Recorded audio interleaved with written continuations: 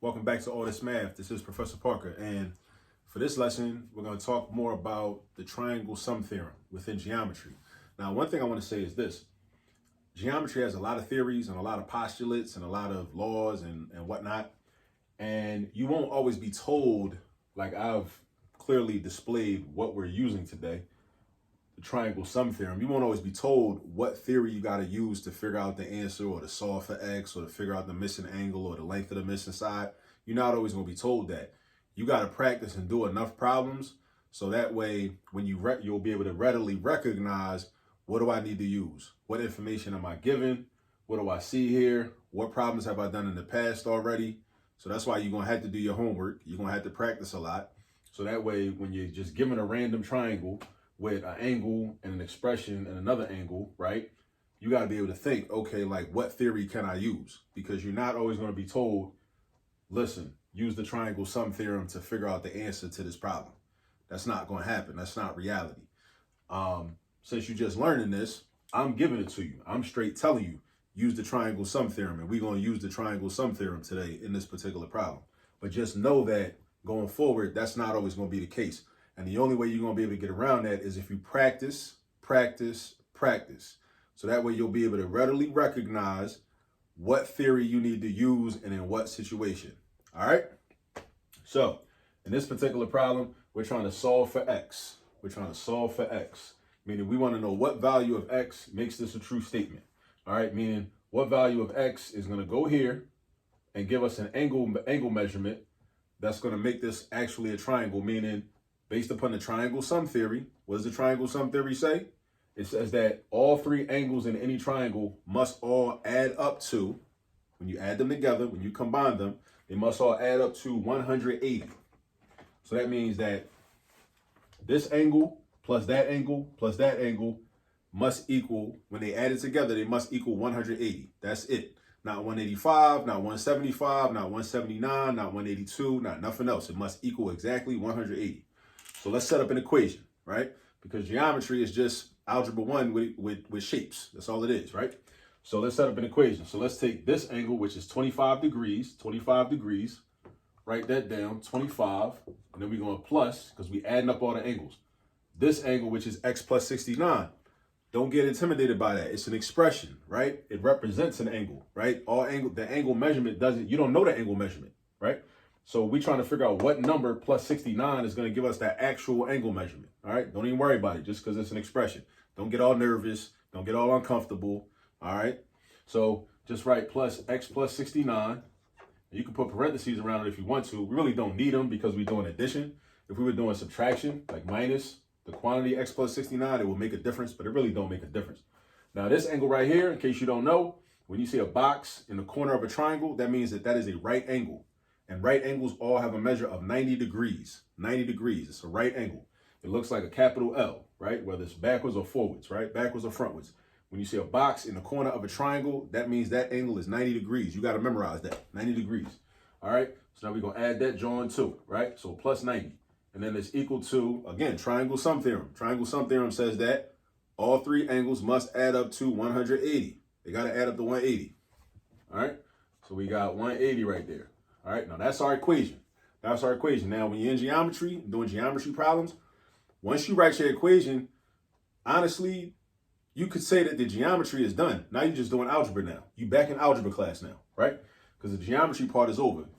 The geometry part consists of you utilizing a theory, understanding the shape that you're dealing with, understanding the figure or the shape that you're dealing with, and then creating an equation based upon the information that you're given. And once you do that, now you're just doing algebra, because now we're just going to solve the equation. All right. So now we want to combine like terms. Or actually, I should say there are several ways that we can approach this in terms of doing a first step in order to solve on our way to solve for X. There's several things we could do, right? What I'm going to do is I'm going to combine all these numbers.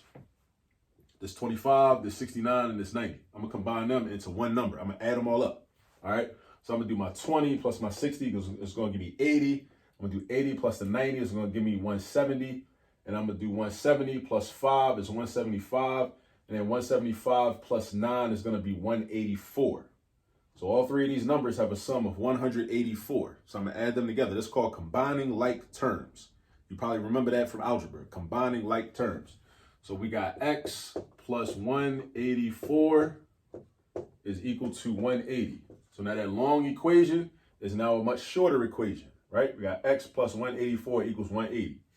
All right, now my ultimate goal is to isolate x by itself on one side of the equal sign. So that means I need to get rid of 184 from this side of the equal sign. So the way I get rid of it is by doing the opposite operation, or some textbooks call it the inverse operation. The inverse or the opposite of adding 184 is subtracting 184. So you need to subtract 184.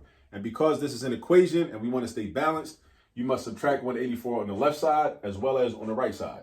So I'm going to do minus 184 on the left-hand side, and then I'm going to slide over here to the right, minus 184 on the right-hand side. Boom, boom. They cancel out. The x comes down. We got x. The equal sign comes down. The x comes down. The equal sign comes down. This is gone. 184 minus 184 is 0. 180 minus 184 is negative 4. Negative 4.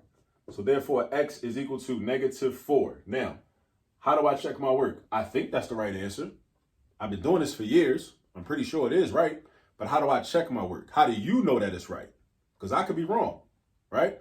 But I can check my work and prove to you that this is right. What we do is we use the triangle sum theorem. We add this angle plus this angle plus this angle, and it should equal 180. So what that means is we should be able to say 25 plus negative 4 plus 69. Because we're saying that x is negative 4. So I should be able to replace that x with negative 4. And then add them together. And then whatever that angle is should add up to this angle, or add with this angle, and they should equal 180.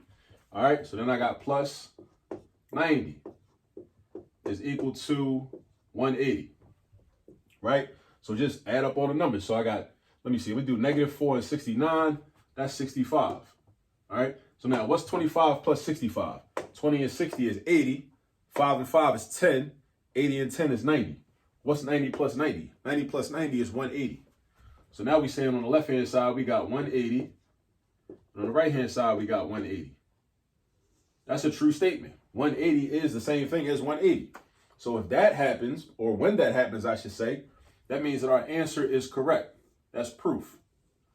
That's proof that our answer is correct. So our answer is x equals negative 4. Now notice, check the instructions. It says to solve for x. It didn't ask you to solve to find out what this angle is. It didn't ask you that. Some problems will ask you to find out what the angle is.